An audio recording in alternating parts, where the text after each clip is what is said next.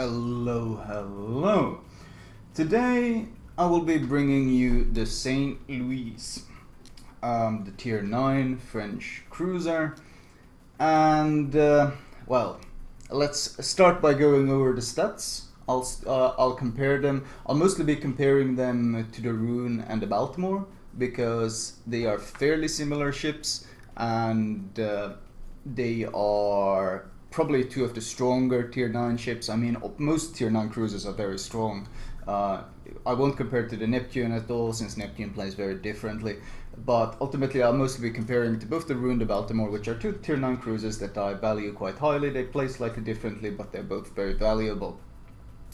Starting off, of course, we can see that the health on the ship is 40.9k. Now, I don't have to tell you that this is very, very low. In fact, the Roon, of course, the very tanky Tier 9 Roon has 49.5k, almost reaching 50k, so you have significantly less HP than it. The Balti has 42.7k, so you're not matching up to that. Even if you compare to something like Donsko, even the Donsko has 43.4k. So the only one it's really beating out is the Ibuki in terms of health pool. Armor on it is 100 on the broadside, plus 45 on the middle of the Citadel, not actually on the sides of the Citadel or further out towards the bow and the stern, but on the middle it has the spaced armor, so it's got 100 plus 45 in the middle. The deck and the bow are 25mm, so that's the same as the Roon, except I think Roon had... no, I think that's the same as the Roon.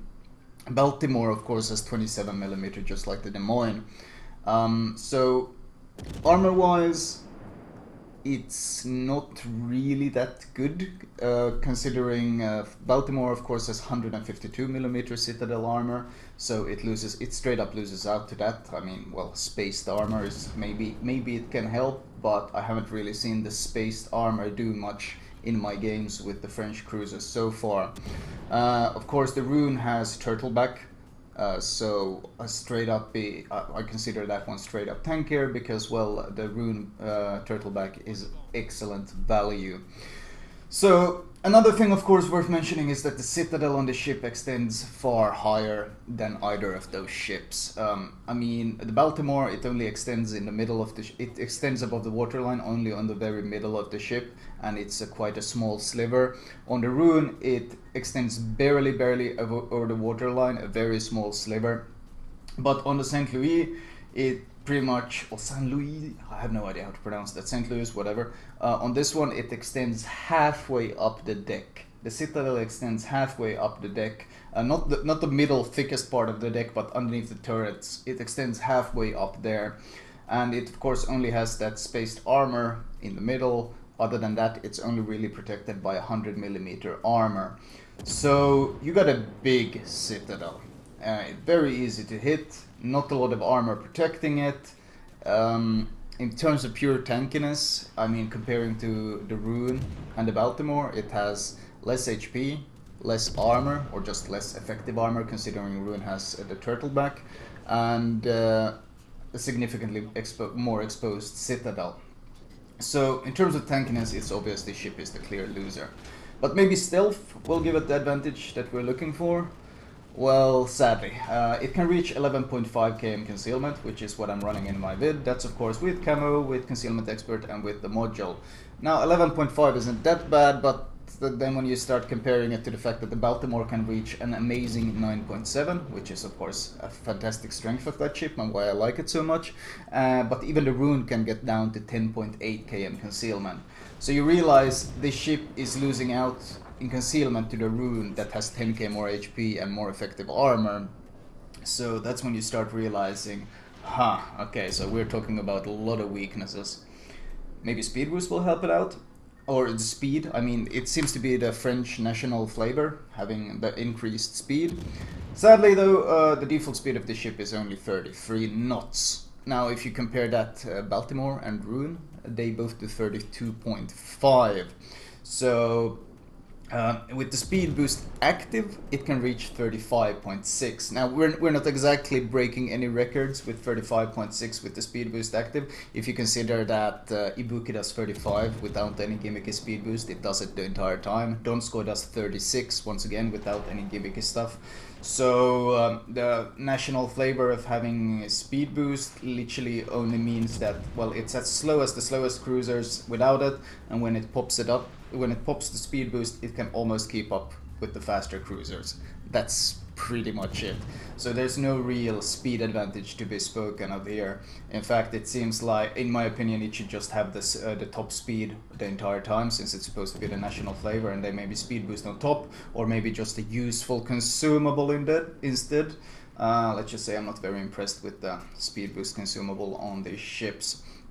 Now, handling, once again, nothing really special. It's a bit slower than the Baltimore's. The rudder shift is a bit slower than the Baltimore's.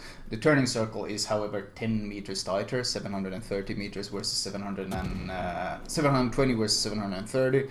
But then again, considering the Roon can turn in 780 meter turning circle, once again, we're not talking about any sort of special values here. In fact, it's pretty much the same as most of the other cruisers. There's no real edge here. So if you compare straight up survivability compared to the Roon and the Baltimore, it just straight up loses in everything. It has the worst stealth, it has the worst health, it has the largest Citadel, it has low armor values, and it has no real significant edge in speed or maneuverability. So that's of course pretty shit. Now, AA on it is actually pretty good. I mean, it very, very slightly beats the Baltimore in long range anti-air. 104 DPS versus Baltimore's 91. This is of course on the 7.2 km range AA. It does lose out on the mid-range AA though. It has 154 DPS versus Baltimore's 191. However, being able to compete with the Baltimore in AA is obviously good, because the Baltimore shreds planes. So this one is also quite good at killing any planes that come near. As you can see here, shredding T9 planes, pop defensive AA to help out my carrier, and I'm shredding them here.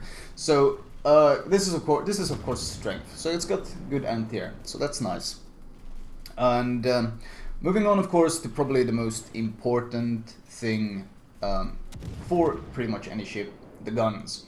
The range is 18.3 km. Now this is very, very good. Even the Donskoy with only has 7.8 unless you slot the range module. So having 8.3 without the range module is very, very good, because of course having a range that good means you can get away with slotting the range, this reload module, and you can drop your reload down to 10.6 seconds. Now of course that's not that special, considering, I mean, Baltimore you can reach 8.8. I think on the Roon you can also reach 8.8 if you go for the reload module on those two. So in terms of DPM, it's not going to compete with those.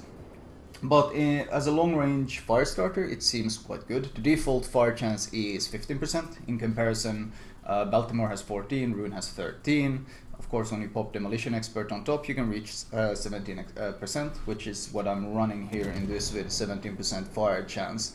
So this is pretty competitive with the other cruisers. And not really as much DPM as either, but it has decent shell velocity, around 845 I think on the HE, and was it 875 on the AP. I'm not 100% on those numbers, but it was somewhere in the neighborhood, in the ballpark, so to say. So it's a decent long-range fire starter. The AP pen, it seems okay. I mean, we're not exactly. It's not Baltimore AP, or even I'd say Donskoy AP, but it's decent. It's decent AP. It's usable. You're not going to see shattered shells or just generally shells doing fuck all, like for example on the Henry IV, which is of course an abomination that we will not talk about too much anymore.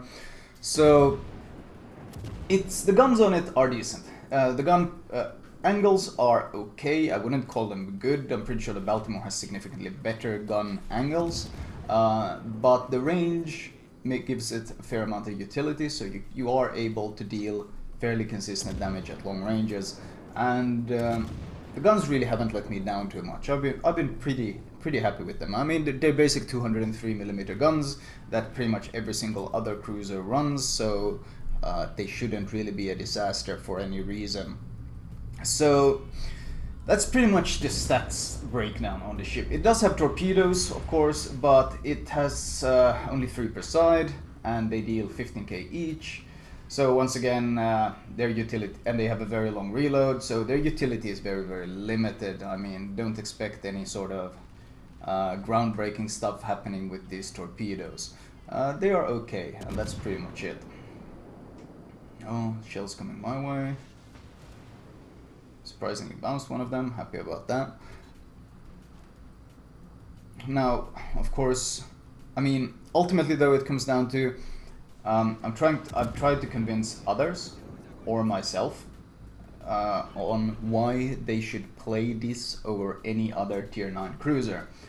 And that's a very hard task for me to do. Convincing people that, well, I mean, if I want to advertise a ship, why should anyone play the St. Louis instead of any of the other tier 9 cruisers? And that is a pretty hard question to answer. Now here's another thing though, because of course the hull or the deck is very large around the front turrets, I noticed something quite nasty in this fight. I included this fight because it's such a good example of what happens.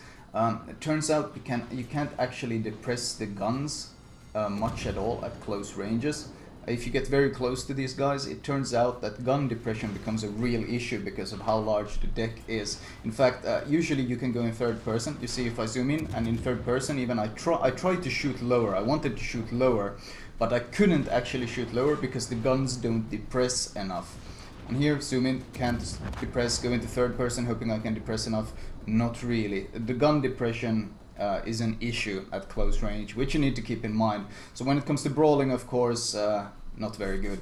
Of course, it doesn't help that Citadel on this thing is quite massive, so you are not that good at brawling in general. Game ends, 160k damage done, which is pretty okay considering it's a lot of T9, T10 matchmaking.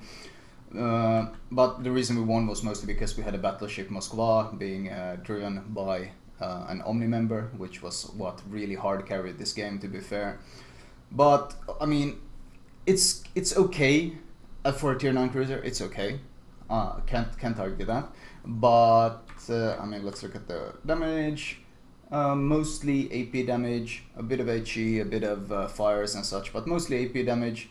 Potential damage, okay, at 1.5 million. But if I had been the Roon in that situation, I would have torped both those Neptunes, both those cruisers to shit, not to mention my AP would have wrecked them as well, and well, they would have struggled citadeling me because of my turtleback. If I had been to Baltimore, then my AP would have just melted them. They would have never even gotten the jump on me because I would have radared around the corner. Situations like comparisons like this make it very hard for me to recommend the St. Louis. I mean, it's not a disaster like the Henry IV. It's not a disaster like the Henry IV, but why would you want to bring the ship or any other? If I bring a Neptune, I got a smoke screen. I can help my team out with significantly out with the smoke screen, and of course I got insane DPM, insane anti-air. Positioning isn't as important since I have the smoke to help me. So that would be the Neptune. If I bring the Donskoy, well, I'm able to deal long range HE damage, sure, but I also have insane anti-air, and I have a very long range radar, which could significantly help my team on a map, domination map, or well, any map really. Baltimore, great stealth, great anti-air, very tanky, fantastic AP, incredible DPM, and of course once again very long duration radar, which could have shredded those Royal Navy cruisers. So even the Ibuki long range spammer, significant faster than this one. I mean, probably pretty insane HE fire chance and DPM and so forth. So why would I want to bring the St. Louis instead of either of those? So yeah, once again, I'm not too impressed by many of these French ships. They're not bad. Like, oh well, this one isn't straight up terrible, but I wouldn't call it good either. Anyway, let me show off quickly what I talked about the Citadel size, so you guys get an idea of what I'm talking about. Starting off, for the sake of comparison, here's the Baltimore Citadel. You can see it just barely extends above the waterline, exactly underneath the smokestacks. It doesn't extend underneath the turrets, just underneath the smokestacks. So there's a small sliver extending above there. If you compare it to the Roon's Citadel, for example, the Roon, of course, which has almost 50k HP. You can see the Citadel is, well, it does extend over the waterline all the way underneath the turrets, but it's a very, very small sliver that extends above it, and of course it does have the turtle back on top of it protecting it. It's not like it's that exposed normally. So once again, quite a tricky Citadel to hit. And then we have the St. Louis, and this is the St. Louis Citadel.